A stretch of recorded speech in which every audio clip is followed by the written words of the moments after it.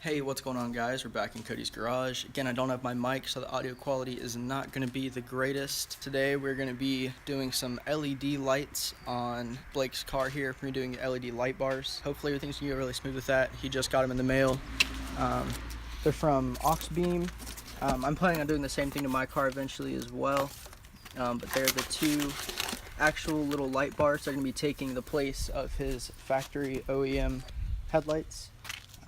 And they're just going to basically sit here with the actual headlight housing fixed to sit lower like a sleepy eye mod, and hopefully it's pretty straightforward. I think we got all the tools we need for it. Oh yeah, so I invested in an angle grinder, and we're going to use this to cut up the housing on his actual headlights. Right now we're going to try and cut the plastic so we can fit the lights in there, so it just makes it a little bit cleaner and hides everything on the sides.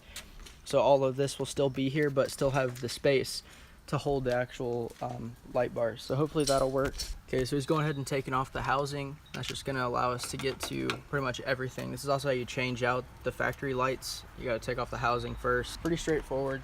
You got some Phillips head screws on this side, and he already got this side, but there's two on both sides.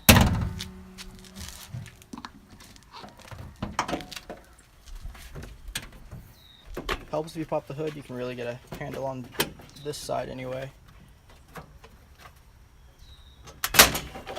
And that's that.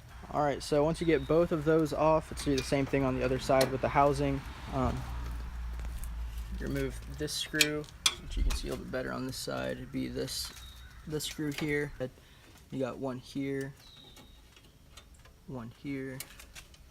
and one there. And once all those are out, literally the headlight will be able to come straight out, and you can oh, he didn't get that one. The actual bulb came out too. Yeah, the bulb's out, but gotta get the rest of the housing out.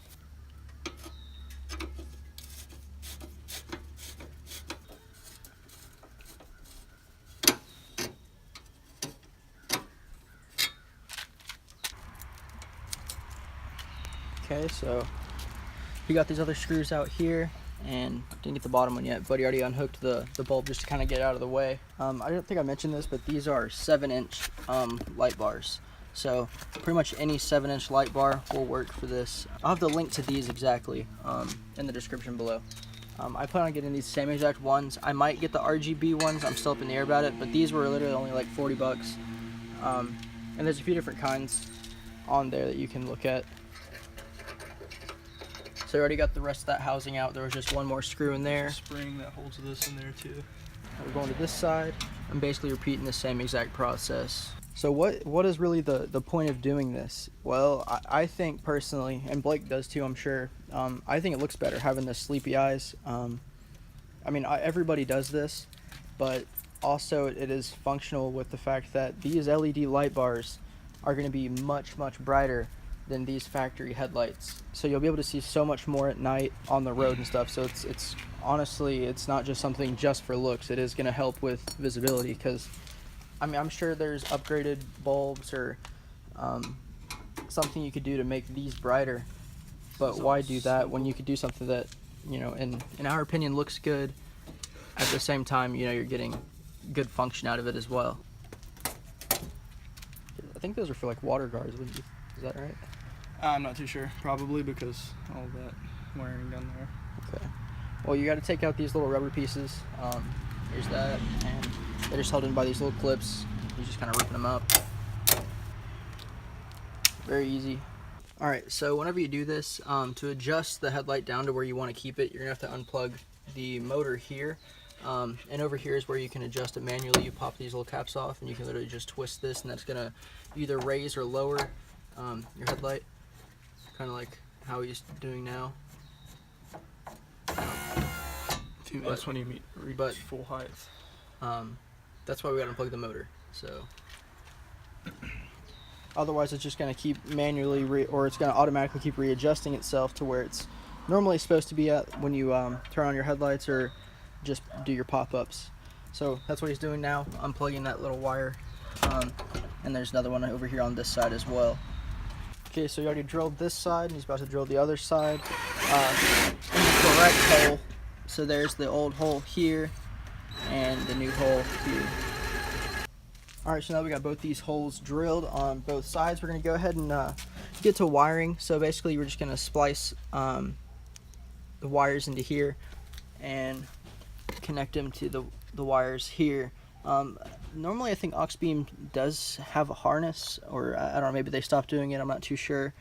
But it's gonna be pretty straightforward. Once these are wired in, they're gonna be wired in straight to the normal headlight beams. So you're not gonna be able to have brights, but really with how bright these are, what's the point?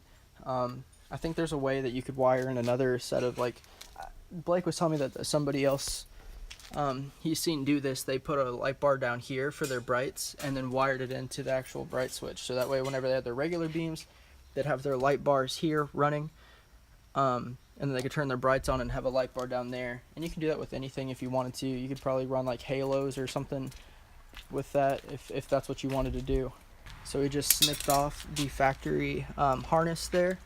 Now all we gotta do is cut up some of this rubber that we have more wire to work with.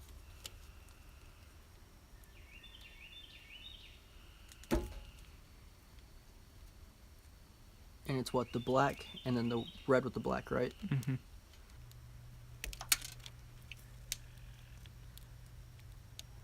So we just exposed this red with the black wire and the black wire. This other cable here, that's for your brights. We're probably going to heat shrink this off just so it's not exposed. So right now we're just going to test and make sure that these are working. I don't know how I'm going to record this.